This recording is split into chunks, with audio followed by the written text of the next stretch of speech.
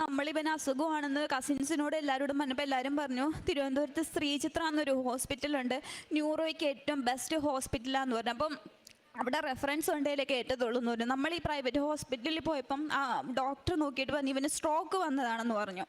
അപ്പം ഞങ്ങൾ പറഞ്ഞു ഡോക്ടറെ ഞങ്ങൾക്ക് ആ ഒരു ഹോസ്പിറ്റലിലേക്ക് റെഫറൽ ചെയ്ത് തരാൻ പറഞ്ഞു. അപ്പോൾ രാവിലെ 5 മണിയായി. 5 മണി കഴിഞ്ഞ് ഇവൻ വന്നപ്പം എന്നേച്ച് ഡോക്ടർ റെഫറൽ തന്നേച്ച് ഞങ്ങൾ എന്ത് ചെയ്തു, ഇവനെയും കൊണ്ട് ശ്രീചിത്ര ഹോസ്പിറ്റലിൽ ചെന്ന സമയത്ത് ഡോക്ടേഴ്സ് ചെക്ക് ചെയ്തു. രാവിലെ പോകാൻ ഞങ്ങൾ പാതിരാത്രി 11:30 കഴിഞ്ഞു അവിടെ നിന്ന് ഇറങ്ങാൻ. ചെക്ക് ചെയ്ത് എടുത്ത് കഴിഞ്ഞപ്പോഴാണ് നമ്മൾ അറിയുന്നത് ഞാനൊക്കെ എൻ്റെ ജീവിതത്തിൽ പോലും കേൾക്കാത്ത ഒരു അസുഖം, ക്യാവർണോമ എന്ന് പറഞ്ഞിട്ടൊരു അസുഖം. അതെന്താണെന്ന് ഞങ്ങൾക്ക് അറിയത്തില്ല.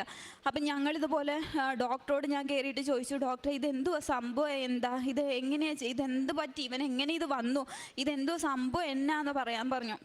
അപ്പോൾ ഡോക്ടർ എന്നോട് പറഞ്ഞു മോളെ ഇത് കുഞ്ഞുങ്ങൾക്ക് ചെറുപ്പത്തിൽ വരുന്ന ഒരു അസുഖമാണ്.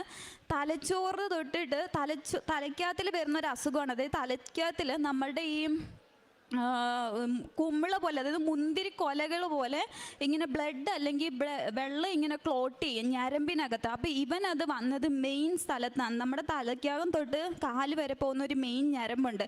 ആ മെയിൻ ഞരമ്പിൻ്റെ സൈഡിൽ തലച്ചോറിനകത്താണ് ഇവനിത് വന്നേക്കുന്നത്. അപ്പം ഈ രോഗമുള്ള കുട്ടിക്ക് ഒരു 22 വയസ്സൊക്കെ ആകുമ്പോൾ 21-22 വയസ്സാകുമ്പോഴേ ഇതിൻ്റെ സിംറ്റംസ് പുറത്ത് കാണിക്കത്തുള്ളൂ. അപ്പോൾ ഇവൻ ആ പ്രായമായപ്പം ഇവൻ്റെ സിംറ്റംസ് പുറത്ത് വന്നത്. എന്നുവെച്ച് ഞാനാണെന്നുണ്ടെങ്കിൽ ഡോക്ടറോട് ഡോക്ടർ ഇത് എന്താ ചെയ്യും. അപ്പം ഈ അസുഖം വരുന്നതെന്ന് പറഞ്ഞാൽ 1000-1-2 പേർക്കേ വരത്തുള്ളൂ ഈ അസുഖം. അപ്പം ഡോക്ടർ എന്നോട് പറഞ്ഞു മോളെ ഒരു 6 ആഴ്ചത്തേക്ക് നമുക്ക് ടാബ്ലറ്റ് കഴിച്ചിട്ട് നോക്കാം, എന്നിട്ട് കുറവില്ലെങ്കിൽ നമുക്ക് ഓപ്പറേഷൻ ചെയ്യാമെന്ന് പറഞ്ഞു. ശരിയെന്ന് പറഞ്ഞു. എന്നിട്ട് ഞാൻ എന്ത് ചെയ്തു, അവന് മെഡിസിനൊക്കെ മേടിച്ച് വെച്ച് ഞങ്ങൾ വീട്ടിലോട്ട് പോന്നു കഴിഞ്ഞേച്ച് ഒരിടത്ത് മാത്രം റെഫറൽ വേണ്ട, വേറെ എവിടത്തേലും ഒന്നും കൂടെ കാണിക്കാമെന്ന് പറഞ്ഞിട്ട് ഞങ്ങൾ എന്ത് ചെയ്തു, വേറെ അറിയപ്പെടുന്ന ഒരു ഹോസ്പിറ്റൽ പത്തനംതിട്ടയിൽ നമ്മൾ കൊണ്ടുപോയപ്പോൾ അവിടുത്തെ ഡോക്ടർ ഇവൻ എൻ്റെ അടുത്തിരിക്കുക, അമ്മ അപ്പുറത്തിരിക്കുക. എൻ്റെ അമ്മയാണെങ്കിൽ ഹാർട്ട് പേഷ്യൻ്റ്.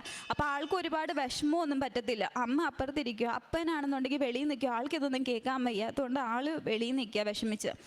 ഡോക്ടർ എൻ്റെ മുഖത്ത് നോക്കിയിട്ട് ഇവൻ എന്നോട് പറയാം ഞങ്ങൾ ഓപ്പറേഷൻ ചെയ്യുന്നതിന് കുഴപ്പമൊന്നുമില്ല, പക്ഷേ ഈ വ്യക്തി ഇനി എണീക്കത്തില്ല, ഒന്നെങ്കിൽ കോമയിലായിപ്പോവും, അല്ലെങ്കിൽ ശരീരം മൊത്തം തളർന്നു പോകും, അല്ലെങ്കിൽ 1% പോലും ഞങ്ങൾക്ക് ചാൻസ് ഇല്ല ഇവൻ രക്ഷപ്പെടുമെന്ന്, ഒരു ചാൻസും ഇല്ല എന്ന് പറഞ്ഞു. അതായത്